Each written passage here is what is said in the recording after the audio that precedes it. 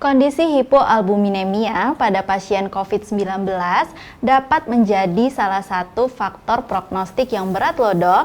Dugaan ini didasari oleh studi terdahulu yang menunjukkan bahwa kadar albumin yang rendah dapat menjadi salah satu faktor mortalitas pada pasien dengan sepsis.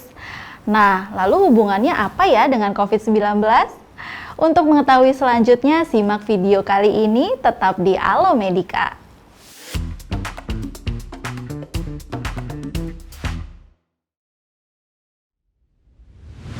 Halo dokter, saya Dr. Rara dari Alo Medika. Sebenarnya, mekanisme pasti soal terjadinya hipoalbuminemia pada pasien COVID-19 gejala berat masih belum dipahami dengan baik. Tapi, kalau kita bandingkan mekanisme hipoalbuminemia dari penyakit kritis lainnya, diketahui bahwa hipoalbuminemia ini berhubungan erat dengan respon inflamasi. Jadi, meningkatnya pelepasan berbagai sitokin pada penyakit kritis dapat meningkatkan permeabilitas kapiler sehingga terjadi ekstravasasi albumin ke cairan ekstravaskuler. Nah, supaya lebih jelas, berikut ini saya bakalan bahas penelitian-penelitian yang menjadi dasar hipotesis tadi. By the way dok, sebelum saya jelasin lebih lanjut, kalau dokter mau baca-baca lebih lengkap terkait topik kali ini maupun informasi lain seputar dunia kedokteran terkini yang berbahasa Indonesia dan mudah dipahami tentunya, dokter bisa nih download aplikasi Alo Medika. Di aplikasi ini ada banyak banget fitur bermanfaat buat dokter-dokter di Indonesia. Contohnya artikel-artikel continuing medical education terkait penyakit, obat, dan tindakan medis yang tentunya berguna banget buat praktik sehari-hari. Terus artikelnya ada juga tuh yang ber-SKP, jadi bisa nambahin sertifikat yang dokter butuhkan. Nggak cuma itu, ada juga beragam webinar dan e-workshop ber-SKP yang bisa dokter ikutin. Plus dokter bisa berdiskusi dan memperluas networking sama sejawat dokter se-Indonesia di forum diskusi dokter Alo Medika. Tuh, lengkap banget ya dok, jadi download aplikasi Alo Medika sekarang di Google Play dan juga App Store. So, hipotesis dari Dr. Giuliano Ramadori, seorang profesor penyakit dalam yang berasal dari Jerman, menyatakan bahwa pertama, penurunan sintesis albumin diakibatkan oleh berkurangnya asupan makanan.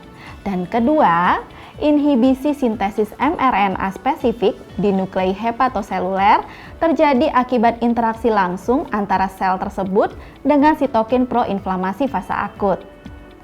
That's why sekarang ini beberapa penelitian juga udah mulai mengevaluasi kondisi hipoalbuminemia sebagai faktor prediktor COVID-19 dengan gejala berat. Berikutnya, studi oleh Huang dan kawan-kawan menyatakan bahwa ada hubungan nilai kadar albumin rendah dengan resiko kematian pada pasien COVID-19.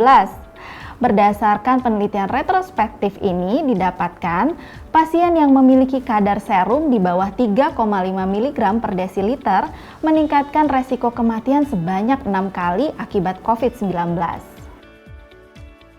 Oke, lanjut lagi ke studi oleh Vianan Lanan dan kawan-kawan yang mendapatkan kondisi hipoalbuminemia lebih banyak dijumpai pada pasien COVID-19 yang meninggal dibandingkan dengan penyintas COVID-19. Selain itu, hipoalbuminemia juga dilaporkan berkaitan dengan beberapa resiko komplikasi seperti gagal nafas akut, gagal jantung akut, gagal ginjal akut, sepsis, perdarahan, perawatan ICU, serta kebutuhan ventilasi mekanik. Nah, berdasarkan penelitian-penelitian tersebutlah bisa kita simpulkan bahwa hipoalbuminemia dapat menjadi faktor prognostik COVID-19 yang independen terlepas dari ada tidaknya komorbiditas. Tapi nih dok, penggunaan hipoalbuminemia untuk stratifikasi resiko pasien COVID-19 secara luas masih membutuhkan konfirmasi studi lebih lanjut. Soalnya memang studi yang ada saat ini masih sangat terbatas pada skala populasi yang kecil dan juga patofisiologi kondisi ini sayangnya masih belum dipahami dengan jelas. Jadi kesimpulannya jika menemui pasien COVID-19 dengan gejala berat, jangan lupa untuk lakukan pemeriksaan serum albumin ya dok. Oke deh dok, demikian pembahasan mengenai COVID-19 dan hipoalbuminemia ya.